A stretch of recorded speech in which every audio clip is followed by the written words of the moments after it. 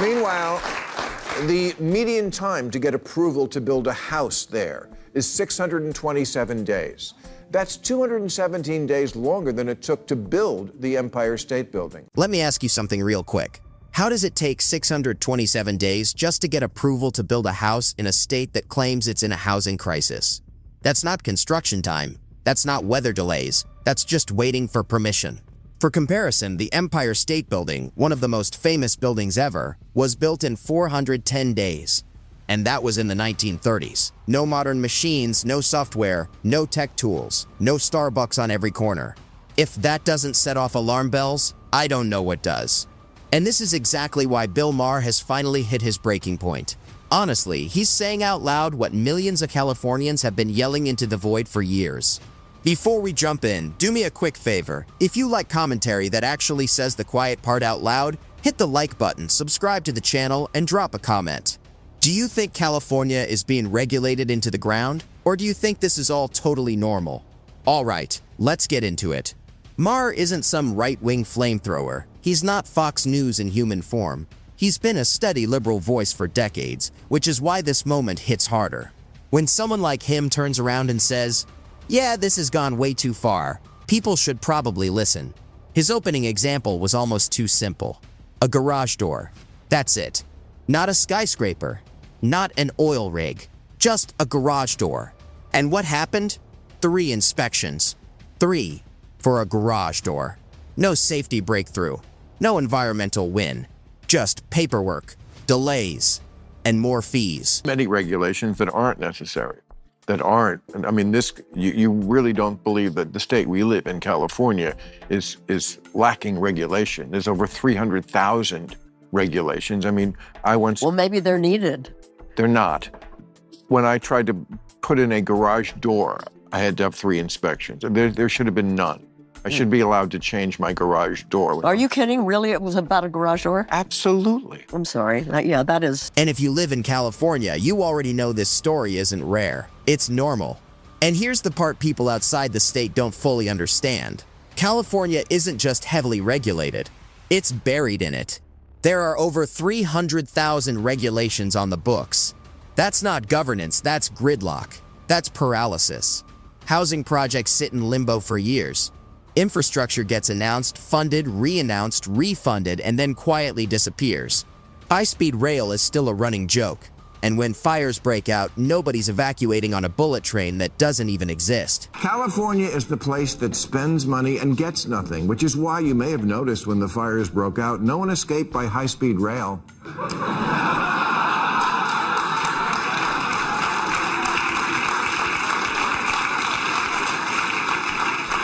We have the highest marginal tax rate in America, higher than almost all other states, and soon Greenland. California has mastered one thing: spending massive amounts of money and producing almost nothing. And Maher says it out loud. This is a state that taxes like a Scandinavian country, but delivers services like a broken DMV. We've got the highest marginal tax rate in America, higher than almost every other state, and apparently soon higher than Greenland. And what do people get for it? Cracked roads? Rolling blackouts? A housing market so insane that a shed with plumbing passes as a starter home. But Maher's bigger point cuts deeper. This isn't just bad policy. This is what happens when a state turns into a one-party system. No competition, no pressure, no urgency. And before anyone loses their mind, this isn't Democrats versus Republicans. This is accountability versus complacency. Look at swing states, Pennsylvania, Arizona, and Georgia. Politicians there know if they mess up, they're gone. Every vote matters. Every bad decision has consequences. But in California, political careers are basically guaranteed. When leaders know they can't lose, they stop trying to earn your support. They start governing for activists, donors, and bureaucrats instead of voters. Competition creates action. Monopolies create laziness. And California politics has become the ultimate monopoly. That's why housing costs explode and nothing changes. That's why infrastructure collapses while committees argue for a decade. That's why regulations never get rolled back, because nobody's job depends on fixing it. And then comes the most uncomfortable part of the conversation. No, you know this about California. Come No, on. I don't. Well, Well, I'm sorry, I don't. You've never heard that California is overtaxed and overregulated? That we are a one-party state where there's sort of no checks on that sort of extreme leftism. And that, what do you think? I don't for a minute consider California a state that is extreme leftist. Not at all, not any way. Well, that shows where your politics are. That's not where mine are. I'm sorry to tell you. When Maher gets pushback, when he's told with a straight face that California isn't overtaxed, isn't overregulated, and isn't ideologically extreme, that's when the disconnect becomes impossible to ignore. That's when the gap between real life and political fantasy shows up clearly. Enter Jane Fonda. Now look, she's lived an incredible life, no question. But she also lives in a world where regulations are just theory. Higher energy costs? Whatever. Housing prices? Not her problem. Permits, fees, taxes? That's background noise when you're worth tens of millions of dollars. For people like her, regulation is some abstract moral good. For everyone else, it's real life. It's rent. It's gas. It's electricity. It's whether you can start a business or even keep your job. They don't really like them that much. They just think the far left has gone so nutty on so many issues. That's what they're being told. That's what they... By people like you. Because it's true. Maher nails this point when he explains why people voted for Trump. Not because Trump was perfect, not because people loved his tweets, but because he acknowledged their frustration. While elites lectured from gated communities, regular Americans were drowning in costs created by people who never feel the consequences. That anger didn't come from nowhere. It was built slowly, bureaucratically, one permit at a time. Then Maher pivots to water, and this is where it starts to feel almost absurd. California has been in near constant drought for 2 decades. Everyone knows it. We're told to take shorter showers, let our lawns die, reuse towels like we're camping. Meanwhile, almond farming has doubled. Here's the math that should make your brain short-circuit. Oranges, tomatoes, and strawberries, about 11 gallons of water per pound. Almonds, 1,900 gallons per pound. One crop uses more water than all the people and businesses in Los Angeles and San Francisco combined. We have spent the last 2 decades in perpetual drought here, yet almond farmers in California have doubled in that time. Despite the fact that almond production alone uses more water than all the humans and businesses in San Francisco and Los Angeles combined, even on days when your teenage son spends 2 hours showering. How much water it takes to grow different crops, oranges, tomatoes, strawberries, all take about 11 gallons to make 1 pound. Almonds, 1,900 gallons. That wasn't a problem back when it rained, but now there simply isn't enough water to go around, and we have to make a painful choice, getting it to the people or getting it in the nut. And what do? We subsidize it. California agriculture uses about 80% of the state's water while contributing less than 2% of the economy. This isn't small family farms barely scraping by. This is big agribusiness, corporate farming, massive operations that get cheap water because the rules were written like it's still 1890. Maher's point is brutally simple. Water is scarce. If something is scarce, it should be priced accordingly. Instead, taxpayers foot the bill for huge water consumption, while cities ration showers and rural communities watch their wells run dry. That's not environmentalism, that's incompetence.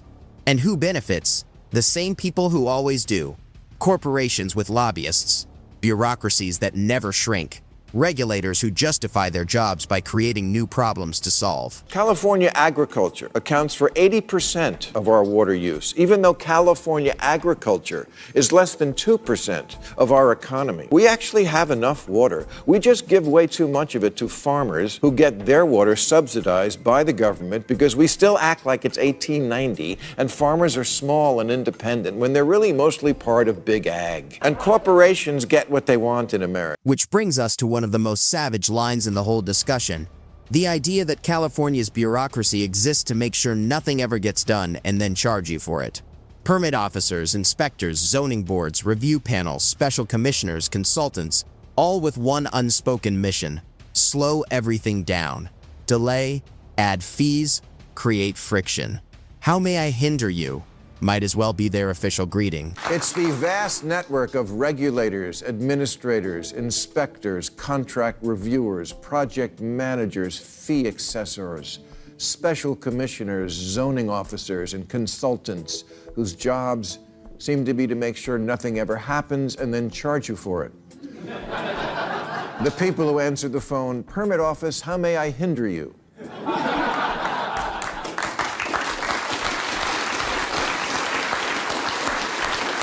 And then people act shocked when residents start leaving. This isn't theoretical anymore. Businesses are leaving. Energy companies are relocating. Tech workers are cashing out and moving to Texas, Florida, and Tennessee, anywhere that doesn't treat productivity like a crime. And it's not just corporations, families, retirees, young professionals who realize they're working just to fund a system that gives them less every year. Maher calls it what it is: economic self-sabotage. When a state punishes success and efficiency, people don't protest, they pack up. Then we zoom out to cities, to leadership, to the consequences of all this ideology-first governance. Approval ratings tell the story. Rahm Emanuel jumps in with a reality check that hits like a brick. Mayors across major cities are failing, not because the problems are unsolvable, but because their priorities are upside down. Safe streets, strong schools, stable finances. I read that the current mayor of Chicago has an approval rating of 6.6%. Round it up, seven. So, okay. But I mean, you were just the ambassador to Japan. If that was your approval rating in Japan, they would do harakiri on live TV. They would do it at 27. I mean, what's going on in Chicago as the person? Look, I mean, we were talking about this a little earlier. I mean, you have also the mayor of New York not doing well. Obviously, other things also here in Los Angeles not doing well, the mayor here. Look, and then you got mayors like the mayor of San Francisco and other cities that are doing well. So I would say, look, there is a general rule. I had this when I was mayor. Safe streets, strong schools, stable finances. Focus on those three things and your city's gonna be fine. That's the job. Not culture wars, not symbolic gestures, not endless debates about language while crime spikes and stores lock up deodorant behind glass. When Walgreens and CVS start looking like armored vaults, something has gone seriously wrong. And schools, this might be the most damning part. Worst reading scores for 8th graders in 30 years. 30 years.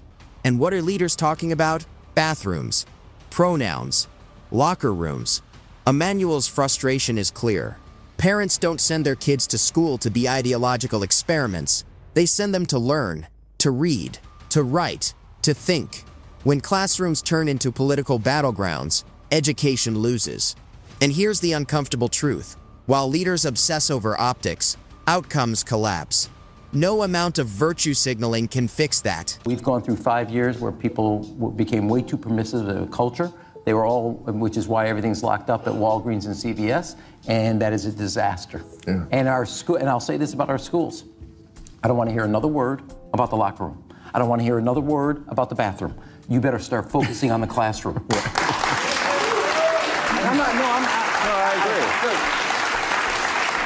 We had the worst reading scores for 8th graders in 30 years. And nobody, not a governor, not a mayor, not a president, not a secretary of education is talking about it. We're all wrapped up. Look, in 7th grade, if I known that I could have said the word they and got in the girls' bathroom, I would have done it. By the end of it all, the picture is crystal clear. California isn't failing because it lacks compassion. It's failing because it lacks restraint, because it lacks competition, because it lacks leaders willing to say no to bad ideas, powerful interests, and bloated bureaucracies. Maher isn't calling for a radical revolution. He's calling for common sense, accountability, pragmatism, the basics. Build houses faster. Price water honestly. Focus on safety and education. Stop pretending regulation is a virtue when it clearly isn't working. California used to be the place people ran to for opportunity. Now it's the place they escape from. And that should scare everyone. If this video made you think, hit the like button. If you're tired of politics that ignore reality, subscribe.